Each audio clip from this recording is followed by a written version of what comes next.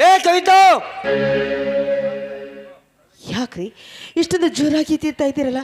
ನೋಡಿ, ಅದೆಲ್ಲ ಬೇಡಿ. ಅದು ಅಲ್ಲದೆ ಇವತ್ತು ನಿಮ್ಗೊಂದು ವಿಷಯ ಹೇಳಬೇಕು. ಅದೇನು ಅಂದರೆ, ನಾನೀಗ 3 ತಿಂಗಳು ಗರ್ಭಿಣಿ. ಈ ನನ್ನ ಹೊಟ್ಟೆಯಲ್ಲಿ ನಿಮ್ಮ ವಂಶದ ಕುಡಿ ಬೆಳೀತಾ ಇದೆ. ಆದಷ್ಟು ಬೇಗ ನಾವು ಇಲ್ಲಿಂದ ಪರಾರಿಯಾಗಲೇಬೇಕು. ಲೇ ಕವಿತಾ, ಮುಂದೆ ನಮಗೊಟ್ಟು ಮಗ ರಾಜನಾಗಿ ಮೆರೆಯಬೇಕಾದರೆ ನಿನ್ನ ಮನೆಯಲ್ಲಿರುವ ಅಪಾರವಾದ ಧನಲಕ್ಷ್ಮಿ ನನ್ನ ಕೈವಶ ಆಗಲೇಬೇಕು. ಹೋಗು, ತೆಗೆದುಕೊಂಡು ಬಾ. ಆಯಿತು ಕಣವರ್, ರಮೇಶ್ ಬರುವ ಹೊತ್ತಾಯಿತು. ಆದಷ್ಟು ಬೇಗ ನಾವಿಲ್ಲಿಂದ ಕಾಲು ಕೀಳಲೇಬೇಕು.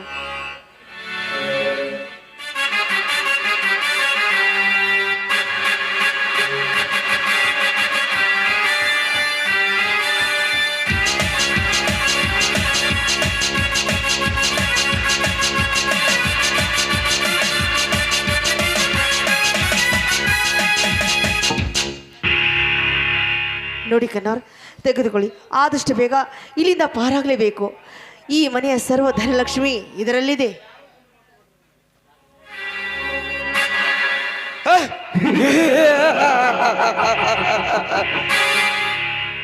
ನಾನೊಬ್ಬನೇ ಹೋಗುತ್ತೇನೆ, ನೀನು ಇಲ್ಲೇ ಬೆದ್ದಿರಬೇಕು. ಅಂದ್ರೆ ನೀವು ಹೇಳೋದು? ಹೇಳುವುದು ಬಿಡುವುದು ಏನೂ ಇಲ್ಲ. ನಾನೊಬ್ಬನೇ ಹೊರಟು ಹೋಗುತ್ತೇನೆ, ನೀನು ನಿನ್ನ ಮನಸ್ಸಿಗೆ ಬಂದಂತೆ ಮಾಡುತ್ತಾ ಇದೇ ಮನೆಯಲ್ಲಿ ಬೆದರು. ಕನ್ವರ್, ಏನು ಹೇಳ್ತಾ ಇದ್ದೀರಿ ನೀವು? ಈ ನಿಮ್ಮ ಎಲ್ಲ ಕೆಲಸದಲ್ಲಿ ನಾನು ಜಯಲಶಾಲಿಯಾಗಿದ್ದೀನಿ. ಇನ್ನು ಮುಂದೆ ನಾವಿಬ್ರು ಮದುವೆ ಆಗೋಣ. ಮದುವೆ? ನಾನು ನಿನ್ನನ್ನು ಮದುವೆ ಆಗುವುದೇ? ನಾನು ನಿನ್ನಂತ ನೀತಿಗೆಟ್ಟ ಹೆಣ್ಣಿಗೆ ಮದುವೆ ಆಗುವುದೇ? ಅದು ಎಂದಿಗೂ ಸಾಧ್ಯವಿಲ್ಲ. ನೀತಿ ಕೆಟ್ಟ ಕೆಲಸ ನಾನೇನು ಮಾಡಿದ್ದೀನಿ ಕನ್ವರ್? ಮಗನಂತ ಮೈದುನನ ಮೇಲೆ ಇಲ್ಲ ಸಲ್ಲದ ಆಪಾದನೆ ಹೊರಿಸಿ ಮನೆಯಿಂದ ಹೊರಹಾಕಿದೆ. ಮಗಳಂತಿರುವ ತಂಗಿಯನ್ನು ಮನೆಯಿಂದ ಹೊರಹಾಕಿದೆ. ನಂಬಿದ ಗಂಡನಿಗೆ ಮೋಸ ಮಾಡಿದ ನೀತು ಹೆಣ್ಣು ನೀನು. ನೋಡಿ, ಆ ರೀತಿ ನೀತಿ ಕೆಟ್ಟ ಕೆಲಸ ಮಾಡು ಅಂತ ಹೇಳಿದವನು ನೀನೇ ಅಲ್ಲವೇ? ನೋಡಿ, ಈ ರೀತಿ ಹೇಳಿ ದಯವಿಟ್ಟು ಈ ರೀತಿ ಮಾತನಾಡಬೇಡಿ. ನಿಮ್ಮನ್ನೇ ನಂಬಿ ಬಂದಿರುವೆ, ದಯವಿಟ್ಟು ಆ ಮಾತನ್ನ ಹೇಳಬೇಡಿ. ಲೇ ಕವಿತಾ, ನಾನು ಹೇಳಿದೆಲ್ಲ ನನ್ನ ಸೇಡಿಗೋಸ್ಕರ. ನೀನು ನನ್ನ ಪ್ರೇಮಕ್ಕೆ ಮಾಡಿರುವ ದ್ರೋಹಕ್ಕೋಸ್ಕರ. ನಾನು ನಿನ್ನ ಹರೆಯದ ದೇಹ ತೃಪ್ತಿಯಾಗುವವರೆಗೂ ಸುಖ ನೀಡುವೆ. ನಿನ್ನ ಮೈ ನನ್ನ ಮೈಯಿಂದ ತಣಿಸುವೆ. ನಿನ್ನ ಗಂಡನಾಗಿ ಅಲ್ಲ, ಮೆಂಡನಾಗಿ. ಕನ್ವರ್, ಏನ್ ಮಾತಾಡ್ತಾ ಇದ್ದೀರಿ ನೀವು? ನಿಮ್ಮನ್ನೇ ನಂಬಿ ನೀವು ಹೇಳಿದ ಎಲ್ಲ ಕೆಲಸವನ್ನು ಮಾಡಿದ್ದೇನೆ, ದಯವಿಟ್ಟು ಆ ರೀತಿ ಹೇಳಬೇಡಿ. ಲುಕ್ ಕವಿತಾ, ನೀನು ಈ ರೀತಿ ಎಷ್ಟೇ ಕಣ್ಣೀರಿನ ಕರುಣೆ ತೋರಿಸಿದರೂ ಸಹ ನಾನು ನಿನ್ನನ್ನು ಮದುವೆ ಆಗಲಾರೆ. ನಿನ್ನ ದೇಹ ತೃಪ್ತಿಯಾಗುವವರೆಗೂ ಸುಖ ನೀಡುವೆ. ನನ್ನ ಹೆಂಡತಿಯಾಗಿ ಅಲ್ಲ, ನನ್ನ ಸೂಳೆಯಾಗಿ ಮಾತ್ರ. ಕನ್ವರ್, ಅಲ್ಲ, ಇಲ್ಲಿವರೆಗೂ ನನಗೆ ಪ್ರೇಮದ ಆಸೆ ಹಚ್ಚಿ ಮದುವೆ ಆಗ್ತೀನಂತ ಕೈ ಕೊಟ್ಟು ಈಗ ಸೋಳೆ ಪಟ್ಟಕ್ಕೆ ಏರಿಸ್ತಾ ಇದೆಯಲ್ಲ, ಈ ನನ್ನ ಕಾಮ ಹೊಳೆ ಆರಿಸಿ ಅಂತ ತಿಳಿದಿರುವಿಯೋ? ನೀನು ಕಾಮದ ಹೊಳೆ ಅಂತಾನೆ ನಾನು ಈಜಿ ಆ ದಡದಿಂದ ಈ ದಡಕ್ಕೆ ಬಂದಿರುವೆ. ನೀನು ಸಮುದ್ರವಾಗಿದ್ದರೆ ನಿನ್ನ ದೇಹ ನಿನ್ನ ಗಂಡನಿಗೆ ನೀಡಿ ಸುಮ್ಮನಿರುತ್ತಿದ್ದೆ. ನೀನು ಚಂಚಲಿಯರಿಗೆ ಗಂಡನಿದ್ದರೂ ಮೆಂಡನಿಟ್ಟುಕೊಳ್ಳುವ ಚಟ ಇರುತ್ತದಂತೆ. ಏನೋ ಲೋಫರ್, ಏನೇನೋ ಆಸೆ ಹಚ್ಚಿ ನಿನ್ನ ಸಂಸಾರವನ್ನ ಹಾಳು ಮಾಡ್ತೀಯಲ್ಲ ಚಾಂಡಾಲ. ನಿನ್ನ ಮಾತು ಕೇಳಿ ನನ್ನ ಗಂಡನಿಗೆ ದ್ರೋಹವಾಗಿದೆ. ಮಗನಂತಿರುವ ನನ್ನ ಮೈದನಿಗೆ ಅಪಾದ ಹೊರಿಸಿ ಮನೆಯಿಂದ ಹೊರ ಹಾಕದೆ. ಅಲ್ಲ, ಈ ರೀತಿ ಎಲ್ಲ ಮಾಡಿದ್ರು ನನ್ನನ್ನ ಸೋಳೆಯಾಗಿ ನಿನ್ನ ಕಾಲ್ಗಳಿಗೆ ಬೀಳುವಂತೀಯಲ್ಲೋ ನಾಯಿ.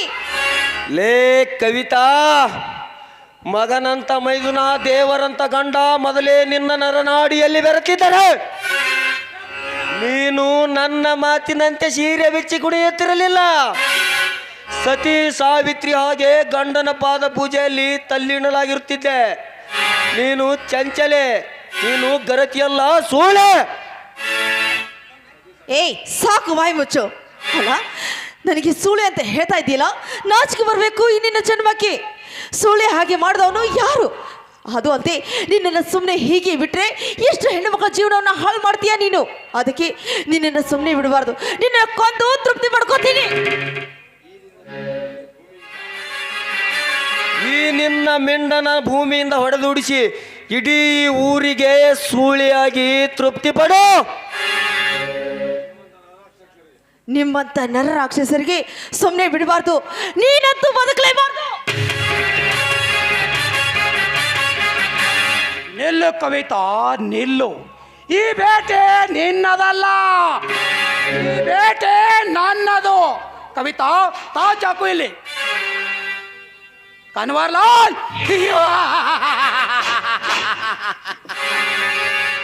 ಈ ಬೇಟೆ ನನ್ನದು. ಕನ್ವರ್ಲಾಲ್, ನನ್ನದು. ಎಷ್ಟೇ ಕಪಟದ ನಾಟಕ ಮಾಡಿದರೂ ಬಿಡುವುದಲ್ಲ ಈ ರೋದ್ರೆ ಗೌಡ. ಕನ್ವರ್ಲಾಲ್, ತೆಗೆದುಕೋ ಪೇಸ್ತೋಲ್.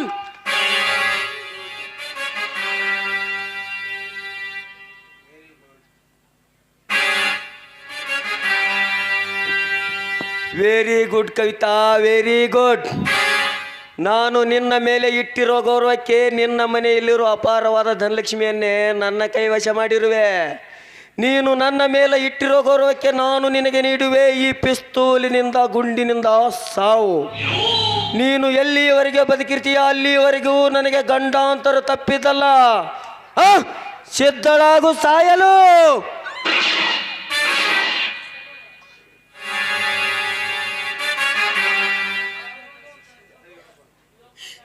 ಪಾಪಿ, ಕೊನೆಗೂ ಈ ನನ್ನ ಪ್ರಾಣವನ್ನು ತೆಗೆದುಕೊಂಡಿಯಲ್ಲ ಚಾಂಡಲ. ಈ ಹೆಣ್ಣಿನ ಶಾಪ ನಿನಗೆ ತಟ್ಟದೆ ಬಿಡಲಾರ್ದು.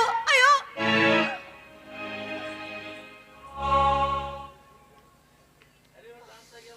ಕನ್ವರ್ಲಾಲ್, ಆ ರಮೇಶ ಬರುವಂತದೇ ಕಾಣುತ್ತದೆ. ನಡೆ, ಮುಂದಿನ ಬಾಣ ಗುರಿ ಇಟ್ಟು ಹೂಡೋಣ.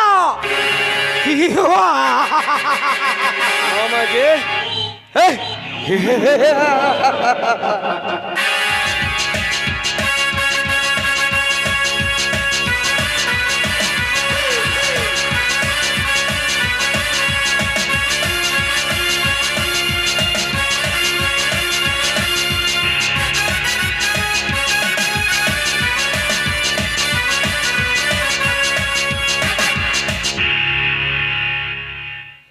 ಕವಿತಾ, ಏ ಕವಿತಾ,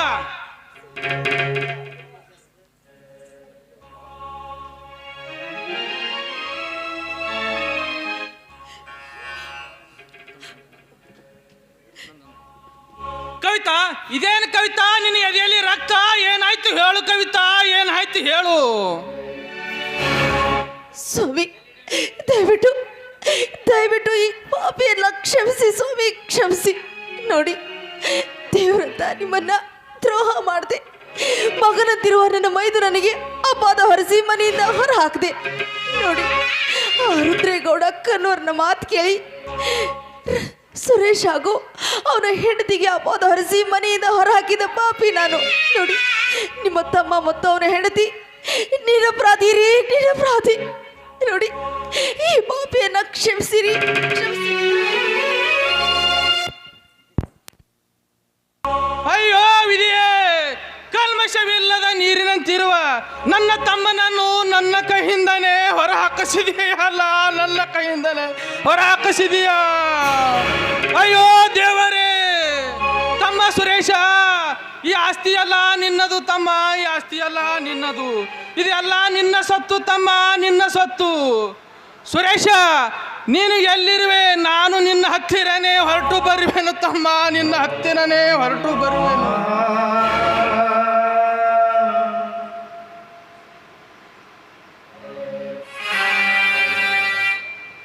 ಇನ್ಸ್ಪೆಕ್ಟರ್, ಇವನೇ ನೋಡಿ ಹೆಂಡತಿಗೆ ಹಾಗೂ ತಮ್ಮನಿಗೆ ಅನೇಕ ಸಂಬಂಧ ಕಟ್ಟಿ ಹೆಂಡತಿಯನ್ನು ಕೊಲೆ ಮಾಡಿದ ಕೊಲೆಗಾರ. ಅರೆಸ್ಟ್ ಮಾಡಿ ಬದ್ಮಾಸ್ ನನ್ನ ಮಗನು. ನೀವೇಕೆ ಚಿಂತೆ ಮಾಡುತ್ತೀರಿ ಗೌಡ್ರಿ? ಈ ಪ್ರತಾಪ್ ಇನ್ಸ್ಪೆಕ್ಟರ್ ಇರುತ್ತಾನ, ಈ ಬೋಳಿ ಮಗನನ್ನು ಒದ್ದು ಚೆನ್ನಾಗಿ ಬುದ್ಧಿ ಕಲಿಸುತ್ತೇನೆ. ಇದೇನು ಗೌಡ್ರೆ, ನಾನು ನನ್ನ ಹೆಂಡತಿಯನ್ನು ಕೊಲೆ ಮಾಡ್ತೀನ? ಇಲ್ಲ, ಇದೆಲ್ಲ ನೀವು ಮಾಡಿದ ಮೋಸದ ತಂತ್ರ. ಲೇ ಗೌಡ, ನೀವು ಮಾಡಿರುವ ಈ ಮೋಸದ ತಂತ್ರಕ್ಕೆ ನನ್ನ ತಮ್ಮ ಮಂತ್ರ ಆಡಲು ಬಂದೇ ಬರುತ್ತಾನೆ. ನೀವು ಮಾಡಿರುವ ಈ ಕುತಂತ್ರವನ್ನು ಬಯಲಿಗೆಳೆದು ಈ ನಾಟಕಕ್ಕೆ ನಾಂದಿ ಹಾಡೇ ಹಾಡುತ್ತಾನೆ. ಲೇಸ್ ರಮೇಶ, ನಿನ್ನ ಹೆಂಡತಿಯನ್ನೇ ನನ್ನ ಬಲೆಗೆ ಹಾಕಿಕೊಂಡು ನಿನ್ನ ಸಂಸಾರವನ್ನೇ ಛಿದ್ರ ಛಿದ್ರ ಮಾಡಿಬಿಟ್ಟಿರುವೆ. ಹೇಗಿದೆ ಈ ಕನ್ವರ್ಲೋಲನ ಶೇಡಿನ ದುರಂತ?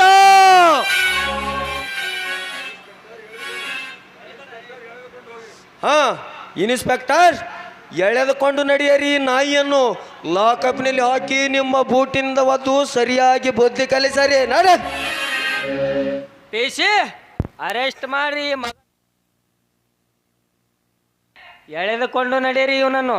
Yes sir. ಅಯ್ಯೋ ದೇವ, ಇದು ಎಂಥ ಪರಿಸ್ಥಿತಿನೂ ತಂದೆ ದೇವ, ನನಗೆ ಅಂಥ ಪರಿಸ್ಥಿತಿಯನ್ನು ತಂದೆ ದೇವರೇ. ಈ ಕೆಟ್ಟ ಹಾದರಕ್ಕೆ ಹುಟ್ಟಿದ ಮಕ್ಕಳೇ, ಜೈಲಿನಿಂದ ಹೊರಬಂದು ನೋಡಿಕೊಳ್ಳುತ್ತೇನೆ, ಬರುವೆ. ನಿನ್ನನ್ನು ಅಲ್ಲಿಯವರೆಗೂ ಬದುಕಲು ಬಿಟ್ಟರೆ ತಾನೇ ನೀನು ಆ ಕಾರ್ಯ ಮಾಡೋದು.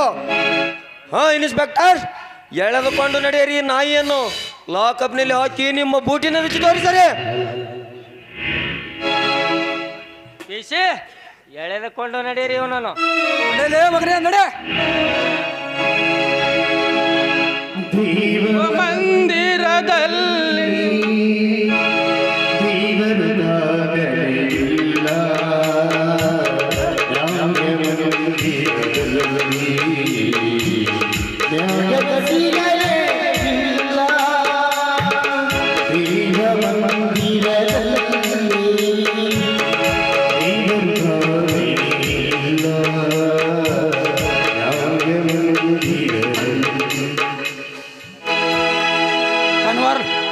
ಕನ್ವರ್ಲಾಲ್, ಇನ್ನು ಮುಂದೆ ಈ ಊರಲ್ಲಿ ರುದ್ರೇಗೌಡರು ಎದುರು ಹಾಕೊಳ್ಳೋರು ಯಾರೂನೇ ಇಲ್ಲ. ಎಲ್ಲಿ ನಂದೇ ಸಾಮ್ರಾಟ, ಇದು ನಂದ ರಾಜಕೋಟ.